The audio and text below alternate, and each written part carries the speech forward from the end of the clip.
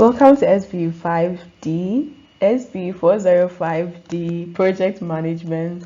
My name is Felicia Fridaiden Akor, and we're going to look at Unit 1, the nature of projects and project management. We'll be ending this session 6, by looking at project delays. By the end of this session, you should be able to define what a project delay is and discuss the various types of project delays which we have.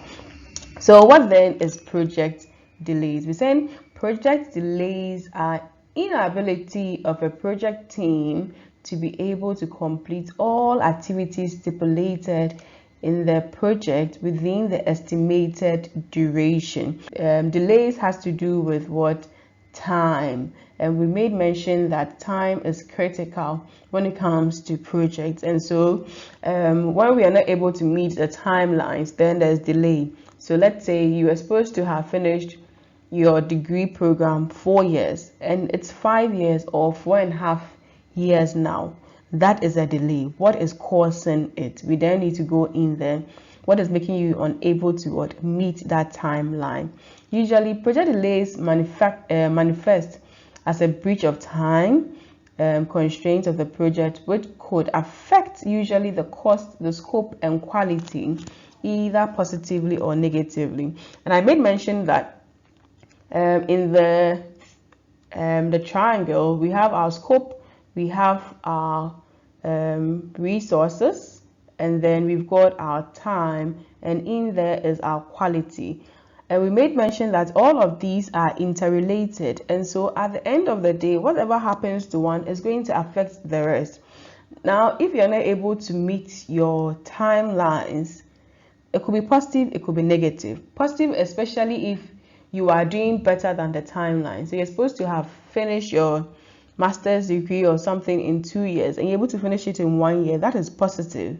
But if you're using 3-4 years, then that is also a negative, and they are all going to affect, because if you are using 5 years to do your degree program, that means that extra year you're going to pay what? Extension fees. You're going to pay more school fees.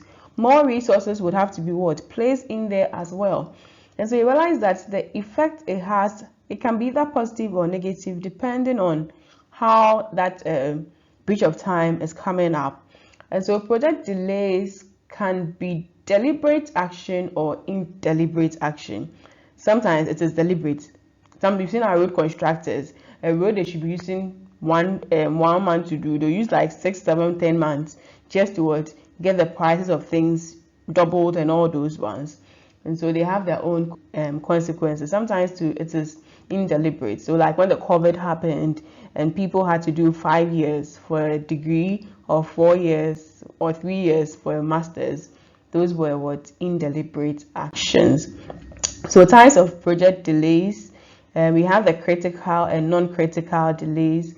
Critical means that it's going to really affect the project, especially when it comes to its deliverables in there. Non-critical means that yes, it's not really going to make so much impact in there.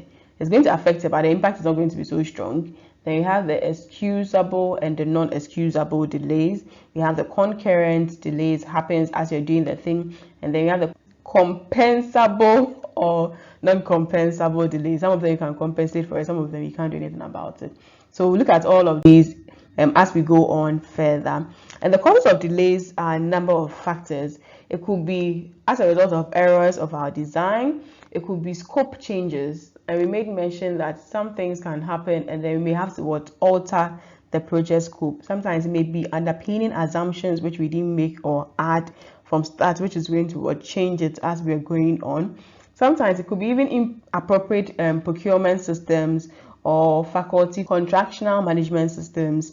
Sometimes the project complexities, the things coming up may just be too much, and then they can cause delays in there. And sometimes to the post execution phase, the closure. Yes, so there are some things you should have done at the end of the project. Sometimes all of these two can come up with it. And subcontract delays, there are not some projects you may realize that they are too complex or there's too much to be done, and you may have to subcontract some of those tasks or activities to others, maybe private individuals or persons or smaller firms for them to also do those ones. And sometimes delays from their side can also affect your project as well. Shipments and other supplies, your resources, you need it, but you've gone to other things from China, which is taking over 3 months, 6 months to come to you. And all of these can cause delays. Climate. So you can imagine if you are doing a building project in a rainy season, it's going to be a lot of delays in there.